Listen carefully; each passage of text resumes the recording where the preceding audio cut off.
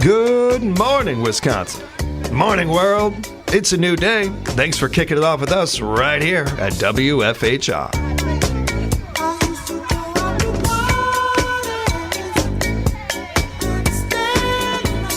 Got your host, James, behind the mic. I am joined by our head of production, our co-host, Seth Haphagger. Good morning, everyone. And the best listeners in radio. Thanks for joining us, everybody. We hope you are having a fantastic Wednesday out there. Happy Hump Day, everybody. Yeah, Hump Day. We are going to get into some fun in a little bit. We got the 2024's Best Cities for Christmas. Okay. The best we'll see how cities. wrong they are. Yes, yes. We also have the perfect gift for a Surprise Me family member as we continue to help you More with gift giving. stuff. You know, that's what we're here for, man. Just to help. We're here to help. We kick off the hour with entertainment news, and the National Film Registry has entered 25 new movies. Awesomeness. So this is one of the things that they do every year. Yep. 25 films are being inducted for preservation. To make registry a movie must be at least 10 years old and have some sort of cultural, historical, or significance in its filmmaking. Something that people need to consider.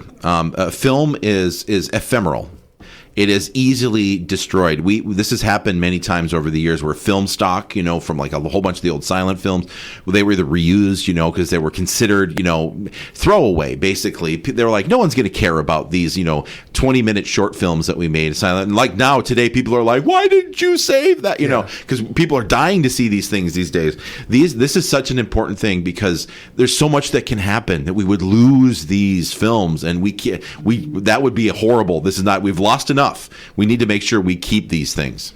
Imagine if we did not have Moonlight Sonata. The sheet music gets destroyed, and we the only copy, and then we don't have that music anymore. It's gone. Imagine if you had never seen even a picture on your computer, or on your phone, or in a book of the Mona Lisa. Mm-hmm. Yep. We don't treat certain arts with the disrespect that we do with film. Yes, and it's something that I've never quite been able to wrap my brain around. Other than it just is something that people put on these ideas. They think they have this idea of what art is or what this is. And then, this is an art. A monkey can do it or whatever and everything. Right. A monkey can also paint. A monkey could also play music on a keyboard and everything. Yeah. Not everybody can do certain things, and I do think that there's something to be said for certain cultural films. Yep. Like Cheech and Chong. Now, I've heard some people already making fun of this and everything because there are a handful of movies that were brought in. Pride of the Yankees from 1942. Nobody's going to argue that one. Nope. Miracle Worker from 1962. Though Gary Cooper could play baseball to save his soul. But anyway. Right. Those go in. And then there's Invaders from Mars from 1953 that has a sci-fi cultural impact. That's a good, cool movie. Speaking of, Star Trek II, Wrath of Khan from 1982. One of the more quoted sci-fi movies.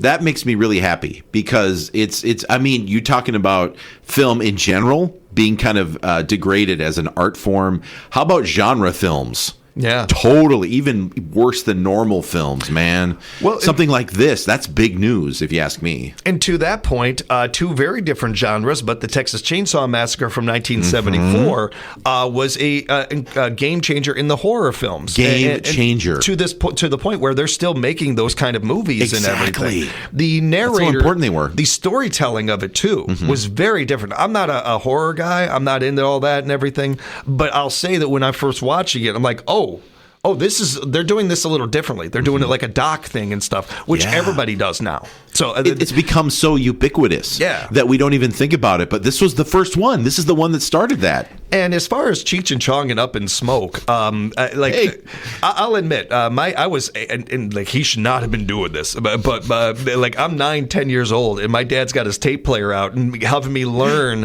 Cheech's parts so that I could do Cheech and Chong bits with him on this little tape player we're doing and everything.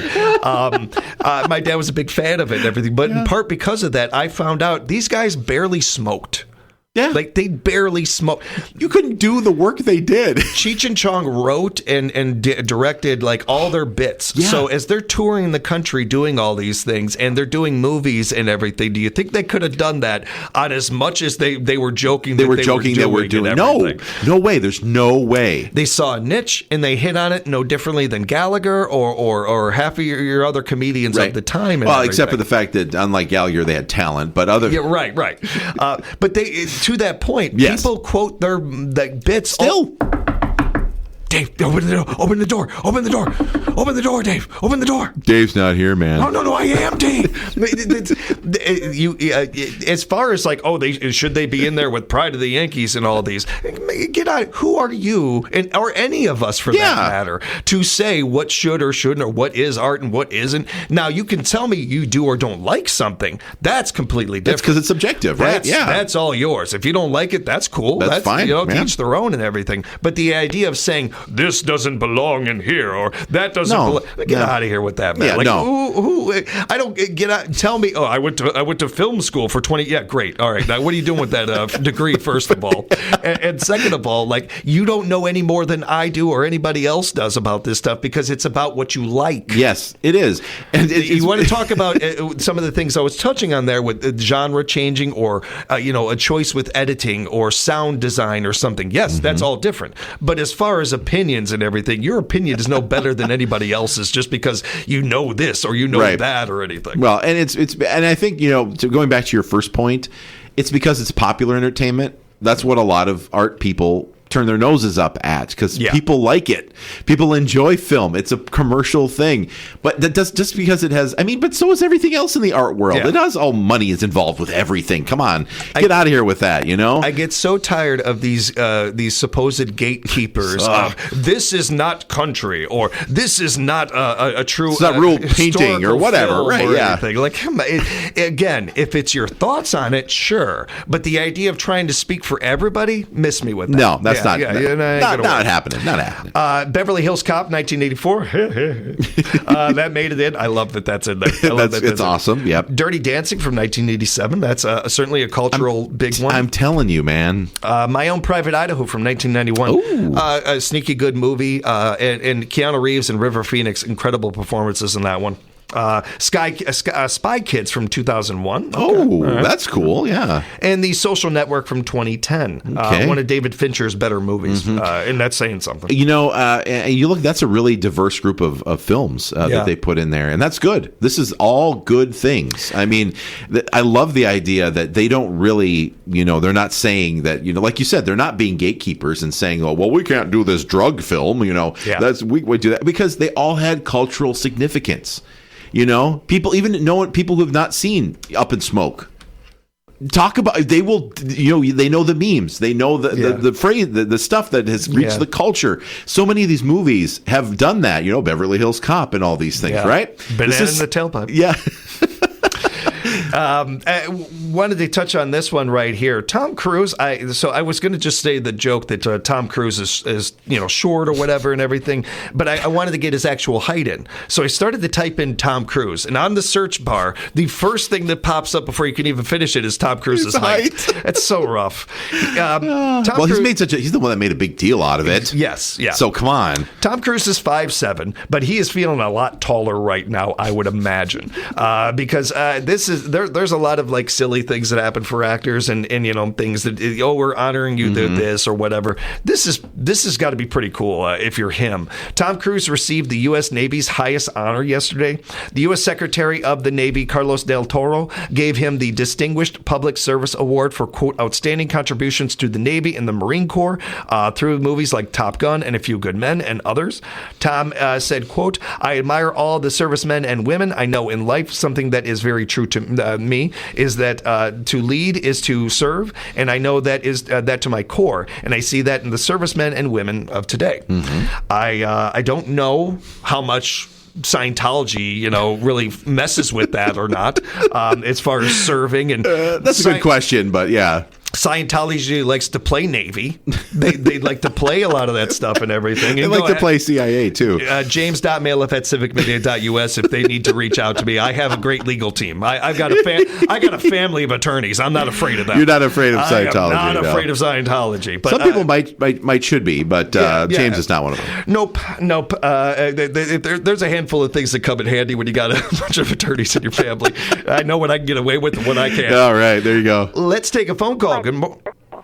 Our records show you're listening. Yeah. I'll well, take that whatever. off your records are wrong, records lady. are very wrong.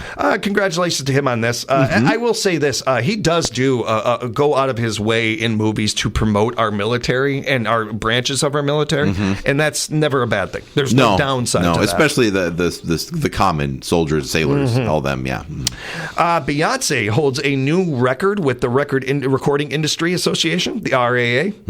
She now has the most certified titles by a female artist of all time, with a total of 103. Really? Man, is that some? That's a lot. Wow. It includes the list. Cowboy Carter went platinum. Her single Texas Hold'em went double platinum. 16 Carriages went gold. And she, I mean, it's a long list. The RIA's year-end chart, Taylor Swift had the highest certification level of the top album of the Tortured Poets Department. That hit platinum 6 times. And birthday girl Billie Eilish has the most certified titles with 10. Wow.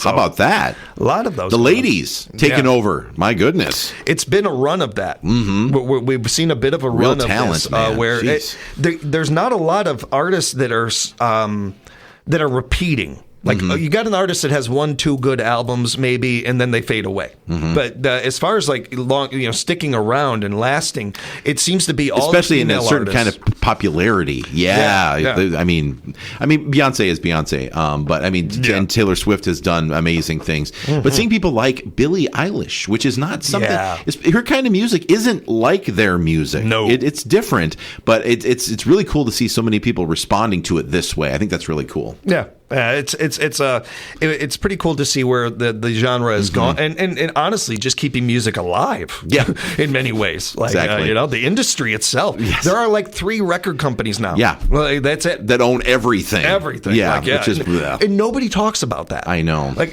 people, they put so much focus on other industries and the monopolization of certain stuff. I don't understand why nobody. We all listen to music. Yeah. Please call in 715-424-2600 if you don't listen to music, period. Wow. Otherwise, we all think about maybe not everybody goes and watches movies. Maybe not everybody's into TV or into streaming or anything. But I mean, my God, everybody listens to music. Okay. And yet nobody seems to care about that. I'm telling you, if you don't listen to music, we have the show for you. It's called the Sunshine Polka Show, because you obviously haven't heard polka yet. Yeah. You got to you just got to listen to that, and then Tim will have you hooked. Yep. He'll get you. He got me. He got me. I tell them all the time. Like, I never listened to a note of polka in my life until I started listening to that show. I got it in my playlist now. Love it. I love it. Good stuff. We are going to be having some fun tonight here at the station because we got a couple of things going on. Now, on the radio right here on WFHR, you can hear the Greg Gard Show at 6:05. The Wisconsin Badgers head coach got a lot to say and going to be giving, especially coming out of the other game and finally getting in the W column again. And everything. Been a little bit up and down for them lately. Going to be good to hear from Coach. If you'd like to, though, I encourage you to pull up the Civic Media app and join us for Nightlight with Pete Schwaba tonight. I will be co-host or a guest on that show with him tonight. Yeah, that's right. Pete's going to have me on around 6:30 tonight, somewhere around there. I'll be joining him. Shout out to Conrad and Pete for inviting me on. I really appreciate that. That is very cool. And also for not taking. I didn't say no, but the scheduling thing wouldn't allow it. And Pete just kept hitting me up. Yeah, so I really appreciate him doing that. He was persistent, that one. That was nice of him. So we're going to have some fun on the show tonight. Looking forward to talking some entertainment with Pete during Nightlight. Be sure to join Pete Schwaba for Nightlight.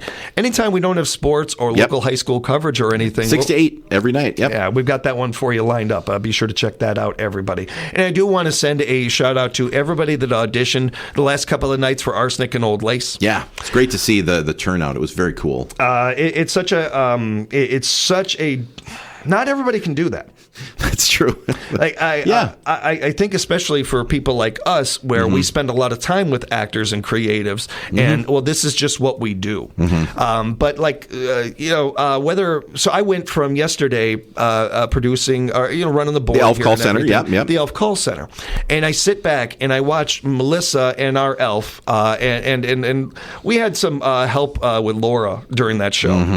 They did some great work on that show behind the scenes and everything. So we've got these creatives in the room, and for everything scripted, there is so much improv, and there is nothing like doing live radio until you've done it. Nothing like it. I can teach you it. I can talk you through the board. I can give you everything you need to do this. But until the mic actually goes on, you just don't understand what this job is like to do live. No different than doing live TV or anything else. Exactly. Now I'm sitting back, man, and I've got a lot of plates I'm trying to spin to make sure this goes smoothly and everything. And Melissa's got all she needs. Getting the phones ready, getting all this stuff queued up. And I'm distracted because as I can't help but be just blown away by the work that these creatives are doing in the room here and everything with our elf and Laura and Mel and all that. It was awesome. And then I go right over to auditions for Arsenic and Old Lace.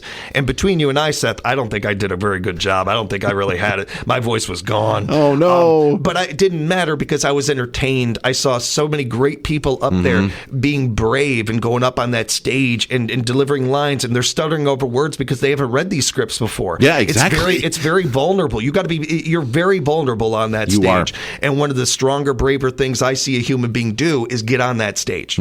Saw a lot of our locals, a lot of our neighbors doing that. Shout out to everybody. Getting casted or not is here or there. These things go in stages, the way I look at it. As somebody who routinely gets turned down for paid gigs, I will tell you, you have to build up a thick shell for this stuff. You for me, I wrap my heart in chainmail, and I go into battle, and I go into these things, and it hits you sometimes. I admire people that are doing this because they want to, because they have a passion for it, or they just want to try something new, whatever it is. Which is great, Well done, everybody. Congratulations to everybody out there. Yes. Take a quick time out. We'll come back, and we're talking best cities for Christmas. All right. Coming up on the morning show at WFHR. Welcome back, everybody. Morning show at WFHR. Softly they fall, where do they go? Cover the ground without a sound. Fall from the sky before your eyes. Blankets of white brighten the night. Gregory Porter. He is one of the great jazz voices right now. And he's an amazing singer. Oh, my gosh. Purple Snowflakes is that one, if you want to check it out, everybody. By the way, I found out that was originally performed by one Marvin Gaye. I did not know that until after I did this. So I was like, wow, cool. Marvin's got some stuff out there. Yeah. I don't think it's very popular. That is definitely worth the listen. Yes. If you want to make sure to have a Merry Christmas, blow your budget and head on down south. Because the site Wallet Hub ranked the best cities to spend Christmas in, and Atlanta took the top spot. Atlanta? Yeah, didn't see that one coming. That's a surprise. They base it on things like how many holiday-themed events there are, how many of them are, how easy it is to shop, and how much people love the holidays based on Google searches. Okay. So a couple of key factors there that kind of play into it. Certainly a larger population helps some of that. The 10 best cities for Christmas in 2024 are Atlanta, Pittsburgh. Whoa. Pittsburgh? Didn't see that coming. Oh, wow. Seattle, Las Vegas, Orlando, San Fran, St. Louis, Miami, Chicago, and New York. Wow, Chicago was ahead of New York. I am surprised. That is it. Oh, you second city guys! I'm telling you. Anytime I can beat New York, I know. I'm going to take it. I don't care. I don't care what it is. That's a good one. Interesting to see some of these cities like Las Vegas or Miami in there. I think they get looked at as like party cities or entertainment cities and everything. But they do these holidays pretty darn well too. I get Miami more than Las Vegas. I mean, you could basically, I guess, pick Las Vegas for any holiday, really, because they do the thing, and that's fine. Yeah. But, really, Las Vegas seems so fake to me. I don't know. That's just my own personal opinion, but, Vegas made the top 5, but of the 100 cities they looked at, North Las Vegas ranked last. So I didn't even know there was a North Las Vegas.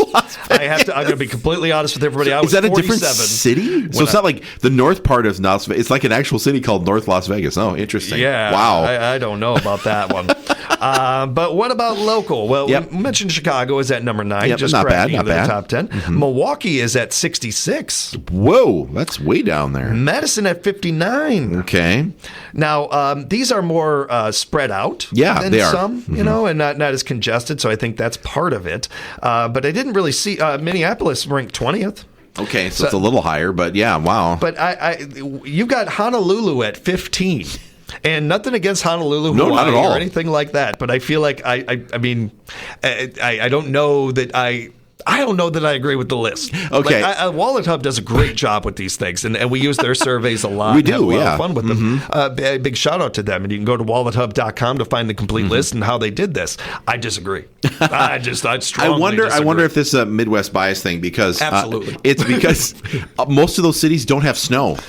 And maybe we are so, we are so connected to the idea of winter, Christmas, snow kind of thing that thinking about Miami or Honolulu is just so weird and foreign to us. I don't know. Maybe that's what it is. And this is the wrong way to do this. Like major cities, What about rural cities? Ooh. What about medium markets and everything? What about that city they use in every single Hallmark movie? Yes, whatever city. Whatever that city is. That's great. One of the lists. Yeah. It's probably in Canada. It's got to be. Let's take a call. Good morning. You're on the show.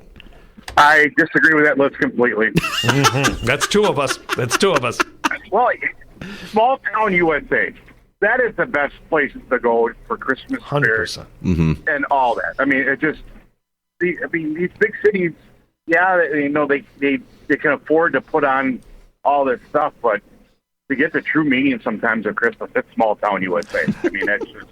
Yeah, and Kev, I think you worded it perfectly right there, the true meaning. Now, that's different for everybody, but I think if you're looking at the overall meaning of the season, the holidays and everything, I'm a city kid, and I love cities, and I like, many things about them and everything. But if I'm looking for that true element, even people in the city, what do? Well, if we're going to go look at Christmas lights, we're going to the suburbs. We're going outside. We're going out of town. We're going out of those things. Even in the city, you get, I'm going to go to grandma's house and check that out. And maybe it's not a rural community sometimes, but it's something closer to that than what you're from. Cities, to survive, have to make money. And so when the holidays come around, they're looking at that angle of things more than anything. I think in rural communities and more smaller communities and everything is where you get that real spirit. They wanted to do this list. I think that's how they should have done it. Yeah, there you go. Oh, I agree 100% on that. I mean, if they want to, do the cities with, with the most spirit, I mean, obviously you're not going to get the bigger cities. You're going to probably get that maybe less than 100,000 population. Probably that's where you have to go for that. Yeah. I get it for money wise, and and who did the survey, but I think small towns is the best places to go to have the Christmas spirit and see how everything is. And majority of the house you see are decorated stuff with some type of decoration. I haven't spent that much time in Milwaukee during the holidays, but I've noticed it. I love Milwaukee. I think it's a great city, but I've spent a lot of time in Madison. And it doesn't matter what time of year it is. I've been there and spent time there. And Madison, as far as I can tell, does Christmas right. They get really into the holidays, especially with the college town part of things and everything. And as far as like small towns go, I will put our area up against anybody. Yeah. Rapids here, we do a pretty dang good job of it and everything. And it's only adding to things with the lights on the bridge and everything like that. And some of these other things that are great assets to this town and only help people come to town, want to stay in town, and all the other that helps your taxes and helps income of this community. But I think just as an outlier, I think you look at Rome, you look at Nakusa, you look at some of those towns, they're amazing. They really go all in on these. They do really, this holiday Nakusa, I mean, no kidding. But nobody compares to the Rudolph. Let's just put that out right now, right away. Well, you're talking about population size and the way that they celebrate the season and everything. A shout out to all of our communities, and this is not a contest, but if it was, Rudolph would win.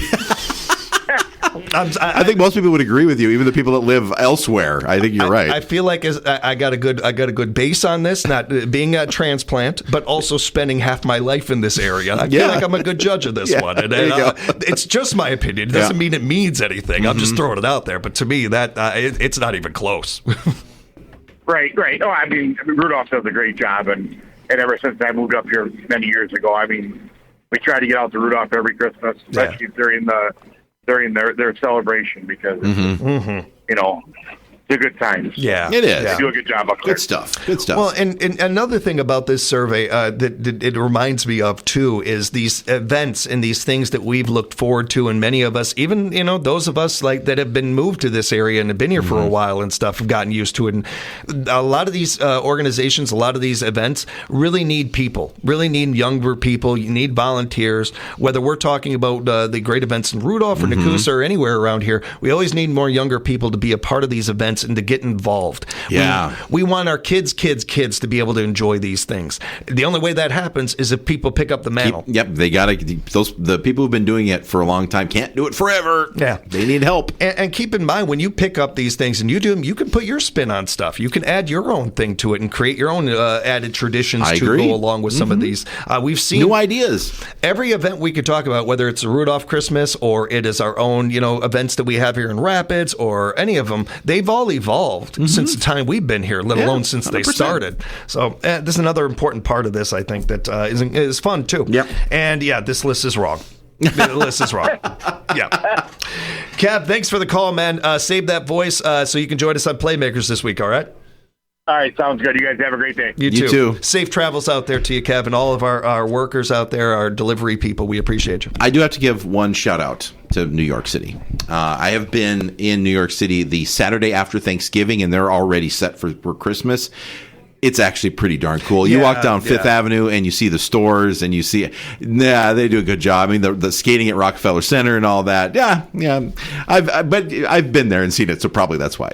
But I think it's pretty cool. And I think too, there's also the entertainment part of it, the movies, TV shows and stuff. I've never spent 1 second in New York, but to me, I would have thought, if I was off the top of my head, I would have thought New York would have been number one on this list. Yeah, and I think it has in the past, but now it's Chicago for some reason. Chicago, man. My kind of town. We'll come back after our news break with the perfect gift for you know what? Just surprise me. Oh. For that person. Oh, boy. Coming up on the morning show at WFHR. Welcome back, everybody. Morning show at WFHR.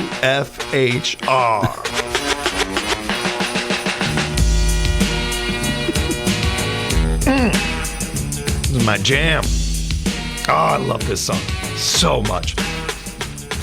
You're not alone. Apparently, Mr. Mike Comer says that. So I played this bumper last night for the game. Says it's one of his favorites too. So it's an awesome one. I think "Run, Rudolph, Run" with Chuck Berry was probably the first Christmas song that I actually really liked. Like I don't mind. There's no Christmas song I hate. Right. But there's you've heard them all. You get a little tone deaf to them and stuff. Yep. When I heard this on the radio as a kid, to hear hip hop represented, to hear Run DMC doing a Christmas song was a game changer. Awesome stuff. It's awesome. It's a great beat too. It's great. Fabulous. Some people are really hard to shop for. Yeah. If you are looking to buy something for the Milwaukee Bucks, they've already got it. You can get they a gift card. Real quick, do want to send a shout out to the Milwaukee Bucks winning the Emirates Cup yesterday. Yep. I know there's a lot of people that kind of make fun of this stuff, that don't think it's a big deal. You don't have to take it seriously. The players do. Like we're going to talk about this in Playmakers today because I got to get on my soapbox on this one. I'm a little tired of people. I'm a little tired of people just if their team doesn't win it, then it doesn't mean anything, kind of thing. Because that's what it is. That's basically what it is. Hey, this is something. It's done its job. People are talking about it, man. That's what the NBA wanted, right? There you go. You don't in an 82 game season, let alone in a 16 game season or 132 or whatever. You don't know how long these guys are going to stay healthy. And so if you can win something now when you know they're healthy, 100%. Like that's competition. We are going to get into that a little bit later today on Playmakers. Join us from 5 to 6 for that. Some people are really hard to shop for, though. It's true. And they already have everything, and they don't seem to want anything new. And when you ask them what they want, they just go, oh, well, you know what, surprise me. Okay. Well, here is a fresh gift idea. Oh, awesome. Giving them unclaimed mail. Wait, what?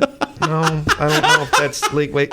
Yeah. So here's how it works. Okay. You order a, quote, mystery box of a certain size, maybe between $40 for a small one or up to $200 if you want. Okay. And then the, quote, fun is opening the random shipped packages inside, which could be anything. Really? You're not guaranteed to get something of value. It's just supposed to be an experience, like a white elephant sort of thing. Exactly. It's very right on. Yes. One person says the mystery box had, quote, a knockoff Chanel bag. Another one had a human-sized Bowser suit, Bowser from Super Mario. That'd be kind of cool to have, actually. I wouldn't mind that. Wait. Who orders that and then not claims it? Yeah, thank you. That sounds like Thank it's you, expensive. Seth. That's the question needed to be asked there. That was good. Man. And a bunch of fake IDs, which is not Whoa. good. Not good. Like, I don't think they should be doing that. That doesn't seem to be helping a lot. Although, if you've got, I mean, you can't just get a random fake ID and it doesn't look anything like you and expect it to work. But there are probably people I out would there turn it into some kind of collage or an art project. There you go. I like that. So it got a little awkward for someone else who got some other things that maybe that weren't necessarily that they didn't. They got it for their boss, and the boss opens it, and it's a naughty thing or something like that. So I'm guessing there's actually quite a few of those out there. So you got to remember that when you're doing this, there's probably a lot of those types of things. I wouldn't be doing this for coworkers. No. Wouldn't be doing this maybe for your kids. Doesn't seem like a good idea. Right. It's not clear how these mystery boxes are put together, but your haul could include unbelievable packages, unclaimed packages, canceled orders, overstocked packaged products, and customer returned mail. Some companies offer mystery boxes with stuff that has been opened. Those may be less exciting, but they can guarantee a certain sort of value to them. That's true. That's true. And it doesn't change the price. See, now that's the interesting thing about that. Yeah, exactly. So you definitely could be getting a box that is more valuable than what you're paying for. Exactly. I actually think this is a really fun idea. It is. If you're an adventurous type man, if you're like you don't care what it is, you just want something really literally a surprise to you and the person giving the gift. That's actually kind of fun. I kind of like the website. It's very 90s. It's very like they perfect. I kind of like that. See that, yeah. And I love the idea, especially for that person that we all have in our lives, if not multiple versions of in our lives. That I don't care, just whatever. This is the perfect gift for them. Yeah. Part of my issue with this is the price, and I understand that it's got to be kind of high, but the cheapest one I'm seeing is like $70. Ooh, that seems a bit high.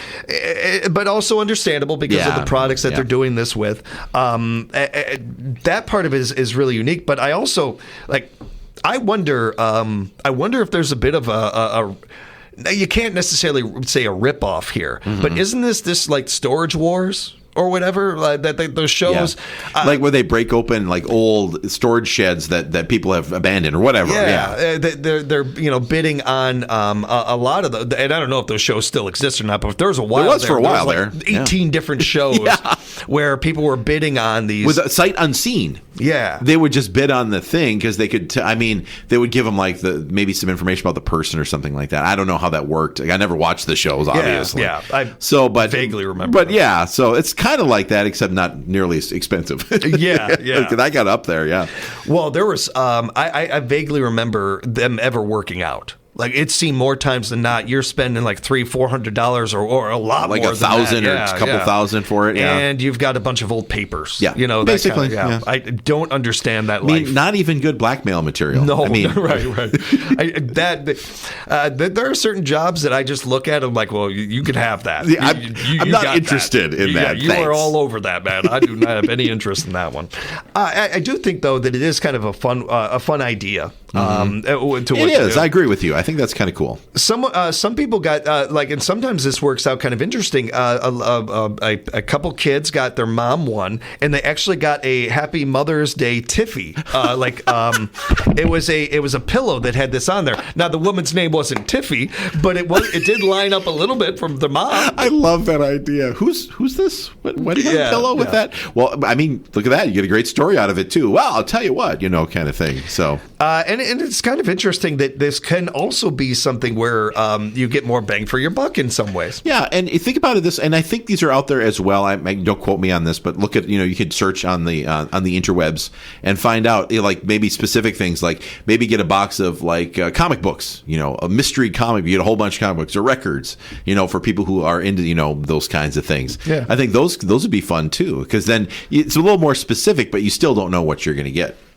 And of course, to the going back and everything, when people say they don't want a gift, get them this. Get them this. Exactly. And if it turns out to be something horrible, then that'll show them. Yeah. Then they'll decide no more surprises. They will tell you next time. Be a little more specific going forward, aren't you, Mom? Yeah, that's pretty good. There are also free shipping involved with most of these items and everything, so there's that. I'm really curious about the stock. Like where they're getting all of this stock. God, there's got to be from all different kinds. Man, now that you mention it, there's got to be like so many like returns and unclaimed. It's got to be a lot more than you'd think. I guess I never really thought that deeply about the subject. No, me neither. But when you're thinking about it, like there's that much to, and that this is legal.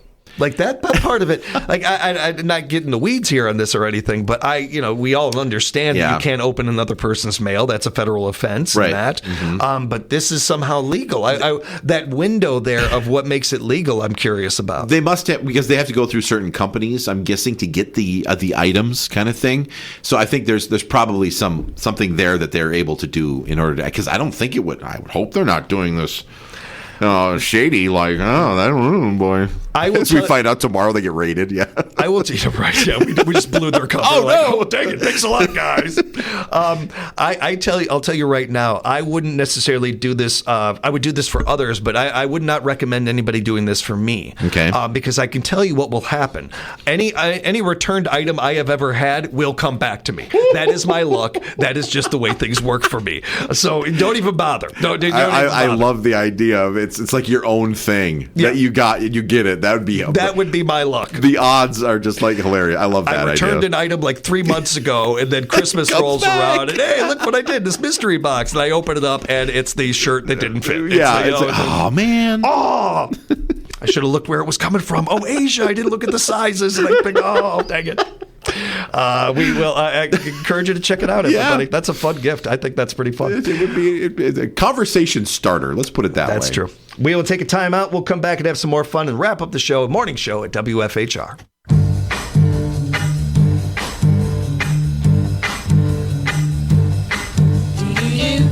I'm coming home, baby, now. I'm coming home now, right away. I'm coming home, baby, now. I'm sorry now I ever went away. Every night and day. Welcome back to the show, everybody. Morning show at WFHR. Thanks so much for joining us today. Seth and I are going to take you right to the top of the hour. We are. Get into our schedule in a little bit here. But got a good stories of the day for you, and I want to get this one in real quick. A plumber working at a Virginia elementary school made a startling discovery: a Heathcliff lunchbox lost by a student more than 40 years earlier. Well, it must have been 40 years because Heathcliff, that hasn't been a thing in ages. Yeah. I mean, I cheap Garfield knockoff. I could not resist the urge to mention Heathcliff on the air. I think Heathcliff came before Garfield. I think that's one of those situations, like the Oreos and the. I'm going to have to disagree with you on that one and check on it. I got to check on it now. Please do, because I'm not at all like putting my name on it. I think. Anyway, a Roanoke City Public Schools said in a Facebook post that a plumber was doing maintenance at a Fairview Elementary School and came across a metal lunchbox bearing images of the orange cartoon cat. The post eventually, they posted this online. The lunchbox appears to have been made in the early 80s. The post eventually came to the attention of the correct Tracy Drain, who lost her lunchbox during 4th grade in 1982. Oh, no. And she got it back. Oh, my gosh. I think and it was like, I was into Heathcliff? What's wrong with me? No, she immediately was embarrassed. So right away she said that she thought it was amazing. If I would have been the person that found it, I would have put it on eBay and finders keepers, losers weepers. But it's very interesting to be able to see it again. As far as remembering it, I do not. She didn't remember it. Wow. Interesting. It's kind of cool. Didn't even remember. No, but to be fair, I'm trying to think of things that I probably would have forgotten too. Yeah. Now, I do remember having a G.I. Joe guy lunchbox because I didn't have a lot of lunchboxes. Oh, okay. And my non and pop got me that one, and I got to pick it out. Okay. All right. You got me on this one, James. You got me on this one. Heathcliff did come before Garfield. He did? Yes. Wow. Okay. 1973. Garfield didn't come out till my birth year, 1978. So definitely one of those situations, just like I know Oreos and Oryx or whatever that other brand is. Yes. And the other brand came out before Oreos, but Hydrox. Hydrox. Yeah. But one becomes more popular sometimes. That's what happened with this one. It's just weird when that happens. Yes, it doesn't happen that often. No. We've got some great local things going on we want to touch on, and certainly looking at our schedule is one of them. Yep. We've got a great lineup for you today. Stick around. Matt and Air on air coming up at the top of the hour. Jane and Greg will get you ready for the noon hour and have that Civic Media text to win word for you. Be listening for that at the top of the 11 a.m. hour, everybody. That's coming up. A little bit later today, we got Midday Magazine. Join us for a great lineup. And part one, we are going to speak with Wisconsin Rapids Mayor Matt Zacher going to be joining us. Very nice. Very good. Then, we have our friends Wisconsin Rapids Community Media in as well. Always look forward to the gang being in here from there. And in part two, our good friend Amy Scheid will be in along with Trika Faulkner will be with us, Executive Director. We are going to be talking with our Family Center. Oh, very good. Very good. Got to talk holidays, got some upcoming fundraisers we want to talk about. Some really great things going on with our Wisconsin Rapids Family Center. Be able to hang out with them a little bit later. Indeed. We've also got a great one going on this after. Actually, kicking off in just a couple of minutes from 10 to 3 over at McMillan Library. Have a blood drive going on. Very important this time of year, everybody. Yeah, a shout out to our friends at McMillan hosting this, and to all the great workers over there taking these blood donations and everything, and to all of you heroes out there donating blood. We appreciate you. Again, blood donation opportunity from today from 10 to 3 over at McMillan Library. No greater gift that you can give this time of year right there. Yeah. And Seth, it is Wednesday. We know what that means around here. Bingo. Bingo. I haven't been here on a Wednesday in a long time. I just realized that. I haven't been able to say bingo. Bingo. Okay, I'm good now. Bingo at the Wisconsin Rapids Elks Lodge, number 693. Go join him today. Their doors open at 5. Bingo kicks off at what time? 6:30. The doors open at 5. Bingo starts at 6:30. Get your parking spot now, everyone. Go save it now because that place is always busy on bingo night. A couple of great events going on tomorrow. Pete Ravel and 4 on the Floor going to be performing from 2 to 4 over at the Central Wisconsin Cultural Center. Join them at 2651 A Street South. They've got a lot of other great things going on over there, too, especially if you were looking for some good gifts to give and local gifts. Their gift shop is open until the 21st, so make sure you check that out, everyone. They got some great stuff there. And tomorrow, our VFW Post 2534 have their monthly meeting. They do this on the third Thursday of the month at 6 o'clock over at the VFW Post 2534. Visit them for that, and a big thank you to them for what they're doing. And tomorrow, also, Lincoln High School has their community holiday concert at the Performing Arts Center. Also, they will be collecting coats for Shepherd's Loft in their lobby. Very cool. So if you're able to drop one of those off, it's greatly appreciated, and take in a great show from a bunch of great kids at a great place. Man, that the PAC is one of 2 places that I am dying to perform. Really nice facility that we have in town here. That's really nice to have. Seth, we want to remind everybody about an event coming up tomorrow that we had Grace in yesterday talking about. We did. Blue Christmas worship service coming up tomorrow at 6 p.m. over at St. John the Evangelist Episcopal Church, 320 Oak Street in Wisconsin Rapids. All are welcome. The holiday season can be hard for many, especially those who mourn. Join them for a time of worship as they reflect, celebrate, and find hope. So that is coming up tomorrow at 6 p.m. at St. John the Evangelist Episcopal Church, 320 Oak Street, 6 p.m. Blue Christmas worship service. One more thing I wanted to talk about, a good thing that happened today while James and I were on the air here. We had the Cool Teen program going throughout our building. That was cool. Cool stands for Community Occupation Organizations and Leadership. What they're doing is going around to several places today to learn more about different industries, and we happen to be the first one today, all about radio. So I want to do a shout out to the rest of our crew, Laura, Melissa, Pam, Beth, and Mike, for explaining all the different aspects of what we do here. Sounds like they impressed a couple of people that maybe make the wrong choice of getting into radio. No, I'm kidding.